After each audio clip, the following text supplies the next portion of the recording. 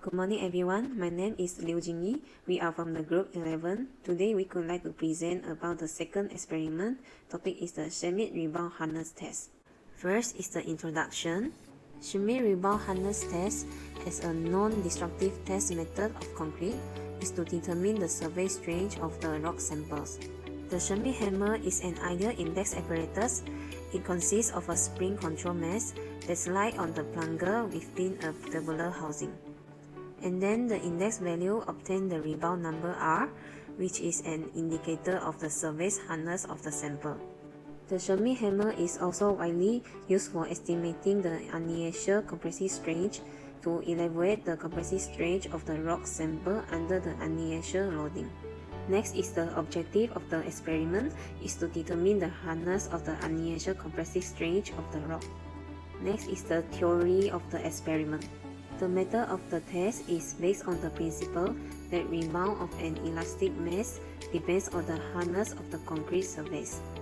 When the plunger of the rebound hammer is placed against the concrete surface, the amount of the rebound of the mesh obtained in the hammer rebounds. Thus, the hardness of concrete and the rebound hammer reading can be related to the compressive strength of the concrete. Next, the rebound value, also known as the rebound index, is read off along a graduate scale. The degree of the rebound varies depending upon the rock elastic properties. For the simulation, there are three apparatus needed. This plain paper will represent rigid base. This blue one represents rock sample, and as for the Schmidt hammer, represented by this bottle. First, the steel base was placed on a flat surface that provides firm and rigid support. Vibration and movement of the specimens during the test, the rock-caused specimens were securely clamped in a steel cradle. And then the surface of the specimen was cleaned with a brush to remove dust. Next, the rebound hammer was pushed until a bounce sound indicates that the impact had occurred. The lock was simultaneously pressed and the R value was recorded. Steps 6 to 9 were repeated 8 times more to obtain more accurate data. Calculation for Lab G4 Part 2. This is the data from the experiment, which is rock type is granodiorite igneous rock. Unit weight of rock is 26 kN per meter cube. So this is the rebound value for night reading. Then we refer to the graph of correlation between hammer, unit weights and UCS. Firstly, the yellow one is the line for unit weights 26 kN per meter cube. Then, for example, we take the first reading of Schmidt hardness, which is 52. Then the red one line, we do from the 52, we make a vertical straight lines until it touches with the unit weights line, and from the intersection, we draw a horizontal lines to the compressive strength part, and we get the value for UCS. Then we repeat with the other Schmidt hardness value. So this is the result from the graph, which is UCS value for night reading. Then we calculate the average rebound value and average UCS value, which is average rebound value. We total up all the rebound value and we divide by 9, and we get 50.56.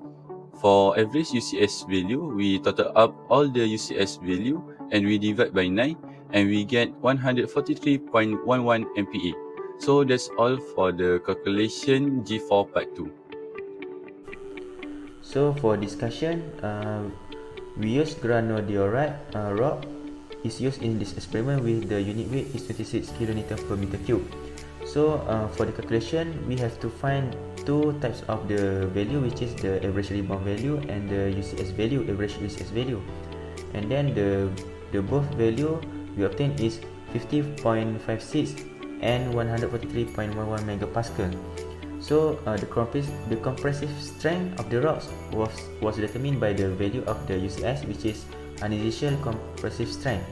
So according to the UCS table, to classify the types of the rocks, we use the UCS value, which is in this table. We classify our rocks is very strong since our UCS value is in range 100 to 250. And then the type of the rock might be limestone, tuff, marble, amphibolite, basalt gabbro, gneiss, sandstone and rhyolite. And then we use an L type of Schmidt hammer for this experiment because it is better for measuring rock UCI.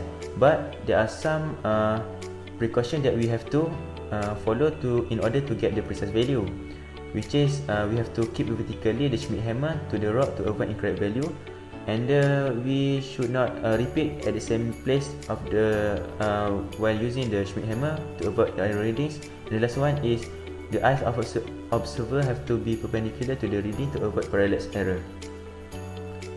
And then the conclusion, based on this experiment, the average rebound value and the average UCS value obtained is 50.56 and 143.11 megapascal respectively. So since our compressive strength in range 100 to 150 MPa, we classify the rock as very strong rock, and we conclude that the objective of this test has been achieved.